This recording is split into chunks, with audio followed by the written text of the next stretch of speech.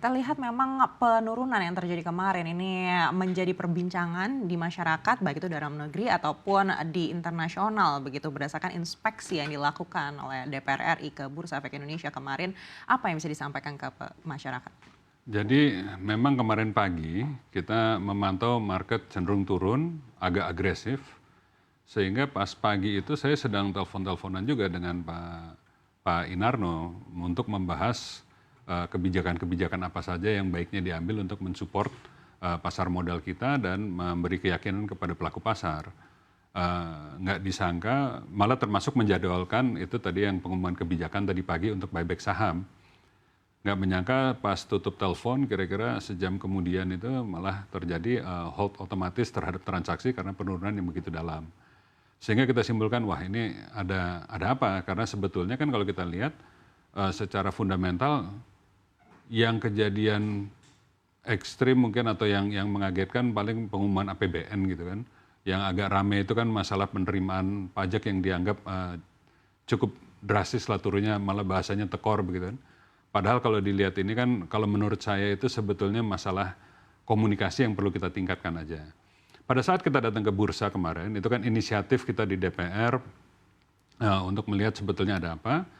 Memang ada koreksi saham yang menurunkan IHSG itu banyak ditarik oleh saham-saham yang mungkin sudah sangat overvalued. Itu dipimpin oleh misalnya DCI, data center itu dengan brand dan cuan yang saham-saham grup Pak Prayogo itu dianggap PI-nya sangat tinggi, sedangkan saham-saham blue chip BUMN kita memang sudah sangat rendah valuation-nya. Nah, memang kemarin-kemarin malah IHSG kita banyak tertopang oleh saham-saham yang kemarin pada turun, yang dianggap sudah overvalued. Jadi sebetulnya agak normal juga, cuman memang datangnya mungkin bertubi-tubi karena banyak pengumuman yang agak membuat para pelaku pasar nervous. Makanya kita datang untuk membantu memberi keyakinan bahwa sebetulnya everything is okay gitu. Dan kita juga sorenya mengadakan beberapa meeting dan kita harapkan juga bahwa investor-investor lokal baik yang pribadi maupun institusional, retail ini pada semangat untuk kembali berinvestasi. Kapan lagi mau dapat saham-saham himbara kita di harga sekian gitu kan. Nah, jadi itu kita malah menghimbau supaya kita bisa lakukan ini. Dan kenapa kayak buyback saham ini dilakukan ini?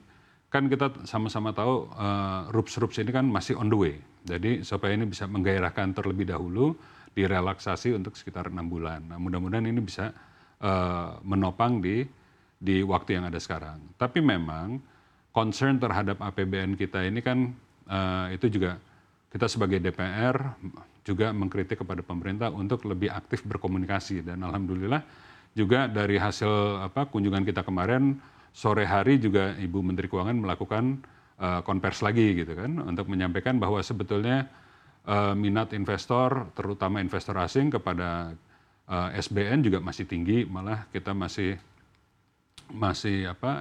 inflow daripada investor asingnya masih cukup bagus. Jadi sebetulnya nggak ada, ini kan kalau capital market ini memang uang cepat lah. Uang keluar masuknya cepat, tapi memang secara yang long term investorsnya masih ada di sini. Berarti kan keyakinan terhadap ekonomi kita sebetulnya masih bagus. Nah, tinggal kita public communication-nya mungkin yang saya rasa perlu ditingkatkan. Baik, itu komunikasi yang akhirnya dilakukan oleh pihak pemerintah begitu. Ya. Tapi dari pihak bursa sendiri, respon apa yang akhirnya diberikan setelah meeting-meeting yang dilakukan kemarin? Ya, kalau dari pihak bursa itu kan mereka sebetulnya memantau aja, mereka itu kan sudah automatic system. Jadi protokol-protokolnya sudah ada. Nah, justru mereka kan melihat kepada regulator, kepada OJK apa yang bisa dilakukan. Nah, OJK kan kalau kita tahu sebelum ini, kalau nggak salah di tanggal 3, itu sudah melakukan pengumuman terlebih dahulu untuk pelarangan terhadap short selling. Supaya nggak ada orang yang spekulatif sengaja menurunkan IHSG kita gitu kan. Nah, itu sudah diterapkan terlebih dahulu dan waktu itu kalau nggak salah dilakukan juga gathering dengan pelaku-pelaku pasar yang terutama yang emiten besar. Dan di situ juga mencuat isu untuk kalau boleh malah melakukan buyback gitu kan. Nah, buyback itu memang waktu itu ditunggu timingnya. Jadi telepon saya dengan Pak Inarno sebetulnya kita mau lakukan hari ini. Nah, mungkin sedikit telat aja itu, tapi ya insya Allah hari ini sudah diumumkan. Mudah-mudahan ini bisa memberi animo ataupun semangat yang cukup bagus terhadap pasar modal kita. Baik, artinya pelemahan yang terjadi kemarin hingga trading halt ini sebenarnya kalau bisa kita simpulkan disebabkan karena mekanisme pasar yang didorong oleh kekhawatiran yang ada di masyarakat begitu, atau seperti apa kesimpulan dari DPR? Soalnya kalau kita lihat kinerja perusahaan-perusahaannya sebetulnya nggak ada masalah. Apalagi kalau kita lihat yang paling simpel aja deh, penurunan terhadap Bank Mandiri ataupun BRI. Di saat kinerja mereka lagi pada moncar-moncarnya ini kok bisa harga sahamnya turun. Nah ini kan sebetulnya kita sebagai orang lokal, investor lokal, malah kita juga himbau kepada institusi lokal, apa nggak baiknya kalian ambil gitu kan. Nah termasuk kayak seperti lembaga Danantara. Kita kan, our new investment arm ini kan adalah Danantara. Sambil kita menunggu proyek-proyek, kenapa nggak kita ambil saham-saham yang udah pasti menghasilkan return yang paling tinggi gitu kan. Nah dengan saham-saham ini lagi undervalued, saya rasa begitu confidence kembali, ini kan memang ada penyesuaian terhadap pergantian rezim ya. Nah ini banyak pertanyaan, tanda tanya yang mungkin memang kembali lagi saya harus tekankan lagi, public communication-nya ini harus kita tingkatkan. Muncul ini keraguan ini kan sebenarnya karena mungkin miss atau informasi yang kurang sampai ke masyarakat. Kemarin kita dengar termasuk kemungkinan duit Himbara ini atau duit nasabah di Himbara akan dipakai buat kepentingan investasinya Danantara. Itu kan sama sekali tidak benar gitu kan. Dan isu-isu tidak benar ini di dalam kehampaan informasi yang kita sampaikan dengan benar, tentu akan terisi dengan speculative information gitu kan. Mohon maaf ini kayak tadi pagi waktu kita pengumuman, kebetulan ketua fraksi kita Pak Budi Jiwandono hadir, kebetulan beliau adalah pimpinan Komisi 1 yang hari ini lagi menangani revisi Undang-Undang TNI, malah dicecer soal ini ada kaitannya nggak dengan jatuhnya saham dengan revisi Undang-Undang TNI. Dikaitkan lagi dengan mungkin kembalinya dui fungsi ABRI gitu kan. Padahal kalau dibaca pasal-pasal yang lagi direvisi, sebetulnya itu kan cuman menambah beberapa lembaga negara yang akan ditambah TNI aktifnya. Sebetulnya nggak ada, jauh sekali lah dari apa yang digembar-gemborin di luar.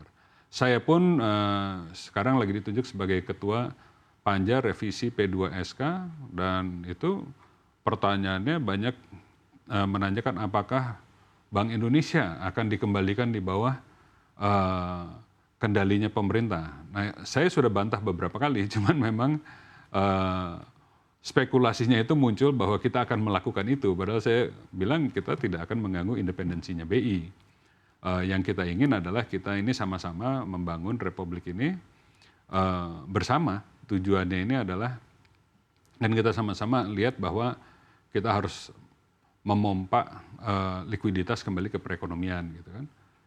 Sebenarnya arahnya seperti itu. Nah, kembali lagi, selama kita, dan sama juga dengan kejadian di APBN, pada saat Kementerian Keuangan tidak memberikan penjelasan terhadap kinerja APBN, muncullah spekulasi macam-macam, dari yang kita tekor, dari yang Ibu Sri Mulyani bahkan Menko Perekonomian mau mundur, gitu kan, dan salah satu efeknya adalah kejadian seperti kemarin gitu kan. Nah makanya mungkin itu secara baik kita di DPR maupun kebetulan kita dari partai yang pengusung utama presiden, ini kita koordinasi supaya sama-sama baik mungkin dari legislatif maupun dari pemerintahnya kita bisa tingkatkan public communication yang benar supaya jangan terisi dengan informasi-informasi yang kurang tepat.